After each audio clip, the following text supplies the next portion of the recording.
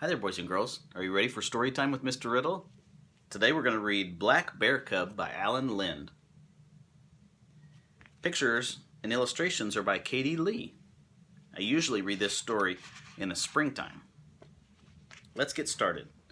In early spring, Mother Bear and her two cubs lumber out of the winter den. Black Bear Cub slips and tumbles in a slushy mound of snow and lets out a wail. Mother Bear picks up Bear Cub gently with her mouth, and she carries him slowly to the edge of the small stream, where she sets him next to his sister.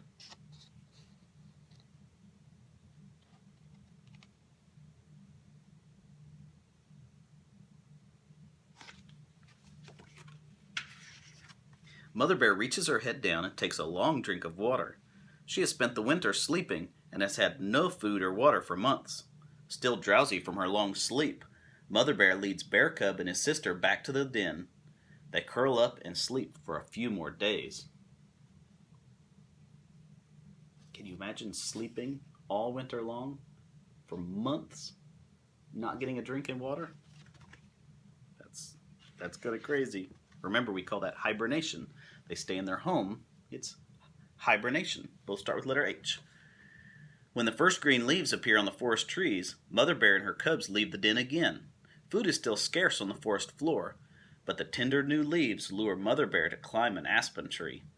Bear Cub and his sister both try to climb after her. Their claws are already sharp, but halfway up, Bear Cub loses his grip and falls to the ground with a thump.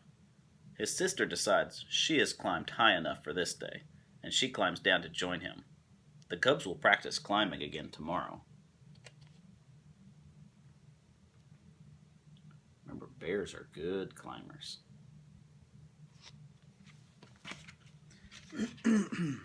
In a few days, the cubs are expert climbers. Mother Bear can leave them on their own for a little while. She goes off to forage on the early green shoots of buttercups and the leaves of violets and wild strawberries. The cubs remain behind, beneath the low-hanging branches of a pine tree, in a nest of dry pine needles. If they sense any danger, they will quickly climb the tree.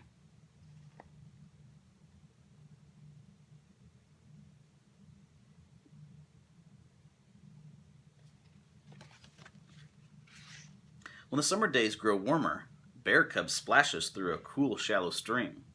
He rushes to catch up with his sister. Ahead of them both, Mother Bear plods steadily through the water. When the stream widens into a pool, Mother Bear lies down to let the water cool her. Bear Cub and his sister sit on the mossy stream bank and wait.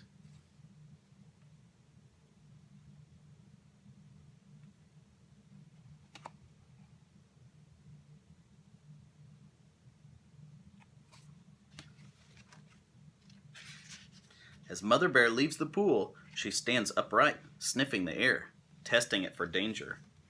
The cubs stand up too. They try to sniff the air just the way their mother does. Like all black bears, their eyesight is poor, and their noses tell them far more than their eyes. All is well.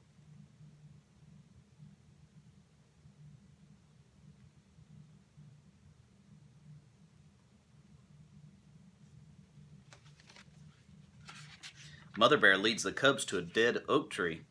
She hears a swarm of honeybees buzzing around a large hole in the tree. The cubs wait as she climbs the tree and claws at the hole until pieces of wood break off and fall to the ground. The bees get angry and try to sting her, but her fur is too thick. Whenever she has a chance, she licks a mouthful of bees from her fur and swallows them. They make a tasty snack. Would you want a mouthful of bees to eat?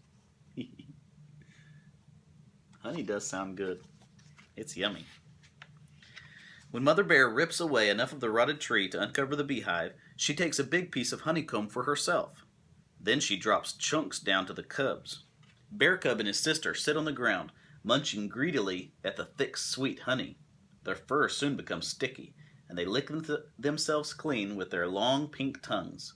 Bear Cub's tongue is so long he can almost lick between his eyes. How far will your tongue reach?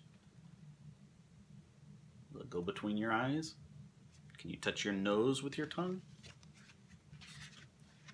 Tired and full from the sweet honey, Mother Bear lies down. cooling herself in the shade of the pine tree at the edge of the small clearing. Nearby, Bear Cub climbs a 12-foot aspen tree just for the fun of it. As he climbs, the tree bends with his weight. When he nears the top, the bending tree swings him gently back to the ground. Bear Cub and his sister ride the aspen trees over and over again. It's kind of fun riding small trees. You have to shimmy up the real skinny ones. And kind of throw your weight, and it'll kind of lean you back down to the ground. Just be careful, don't grab any loose, rotten branches, because those will break off. After a while, Bear Cub leaves his sister and bounds up to his mother's side. He pulls himself onto his mother's back and playfully bites at her ears. She pays no attention to him as he climbs across her back and shoulders.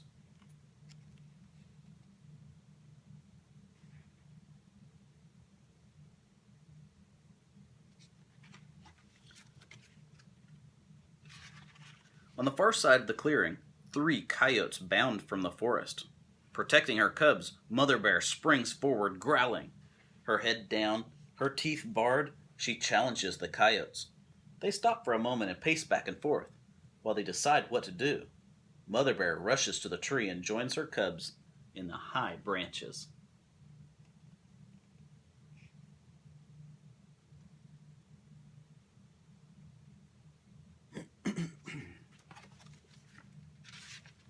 As the coyotes circle about the tree trunk, yipping and growling, the bears make themselves comfortable. Resting up in the high branches, they ignore the coyotes until they give up and leave the clearing. The bears spend the night in the tree just to be certain the coyotes are really gone. In the early morning light, Mother Bear climbs down. Then she woofs her permission for the cubs to join her on the ground. Together they will go in search of a patch of berries. See him sleeping up in that tree.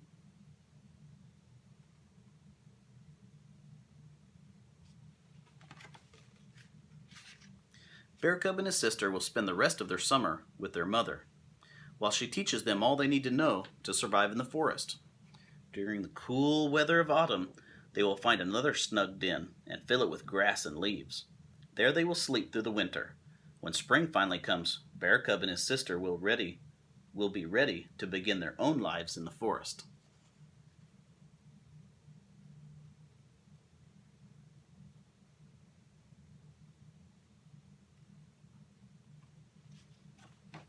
The end.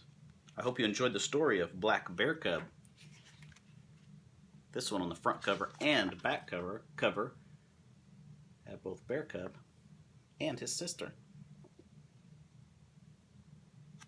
We'll see you tomorrow. Bye-bye.